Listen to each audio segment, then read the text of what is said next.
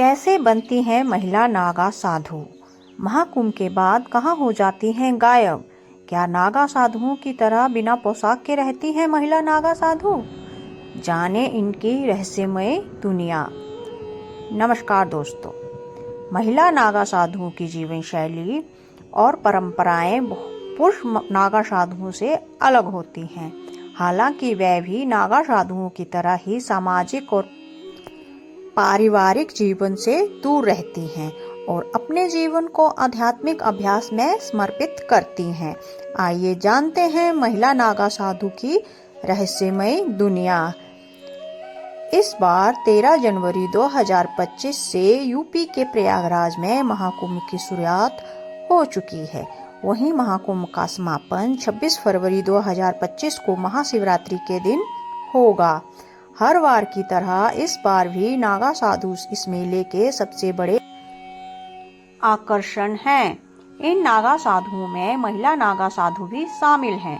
महिला नागा साधुओं का जीवन बहुत अनोखा और आकर्षक होता है। वह भी नागा साधुओं की तरह ही सामाजिक और पारिवारिक जीवन से दूर रहती हैं और अपने जीवन को आध्यात्मिक अभ्यास में समर्पित करती हैं।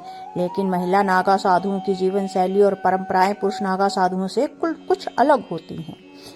ऐसे में आइए आज हम आपको बताते हैं कि महिला नागा साधुओं की रहस्यमय दुनिया कैसी होती है। महिला नागा साधुओं की जिंदगी के बारे में शायद कुछ ही लोग जानते होंगे। ये महिलाएं भी पुरुष नागा साधुओं की तरह अपना पूरा जीवन भगवान की भक्ति और साधना में समर्पित कर देती हैं।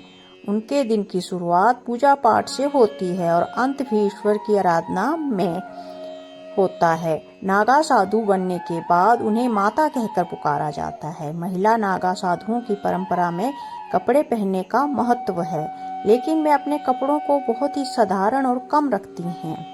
वे गेरुए रंग का कपड़ा पहनती हैं जिसे गंती कहा जाता है। ये कपड़ा बिना सिला होता है और संन्यास लेने के बाद ही पहना जाता है। उन्हें अपने माथे पर लंबा तिलक लगाना होता है। ऐसा बताया जाता है कि कुंभ संपन्न होने के बाद वापस अपने आश्रम को लौट जाती हैं। महिला नागा साधु बनने की प्रक्रिया बहुत ही जटिल और कठिन होती है। जब पंचों को ये भरोसा हो जाता है कि वह अब गृहस्थ जीवन में दोबारा नहीं लौटेंगी, तब उन्हें नागा साधु बनने की स्वीकृति दी जाती है।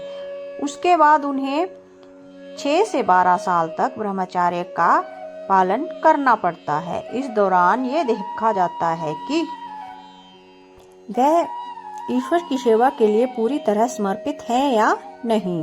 नागा साधु बनने से पहले कुंभ के दौरान उन्हें अपना पिंडदान करना पड़ता है, जिसका मतलब है कि वे अपने पिछले जीवन से मुक्ति पा लेती हैं। इसके बाद उनके बाल मुंडवाए जाते हैं और उन्हें पवित्र नदी में स्नान कराया जाता है।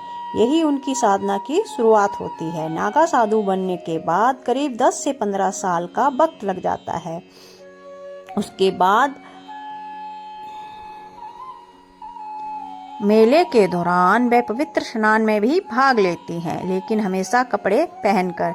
महिला नागा साधु सिर्फ शाकाहारी खाना खाती हैं। उनके खाने में फल, कंदमूल, फूल और जड़ी बूटियां शामिल होती हैं। वे तामसिक या तला भुना खाना नहीं खाती हैं। महिला नागा साधु बड़े अखाड़ों से जुड़ी होती हैं, लेकिन उनके रहने के लिए अलग आश्रम होते हैं। कुंभ मेले के दौरान उनके लिए विशेष व्यवस्था की जाती है। पुरुष नागा साधुओं के कुंभ स्नान के बाद वे पवित्र नदी में उतरकर डुबकी लगाती हैं और पुण्य अर्जित करती हैं। धन्यवाद।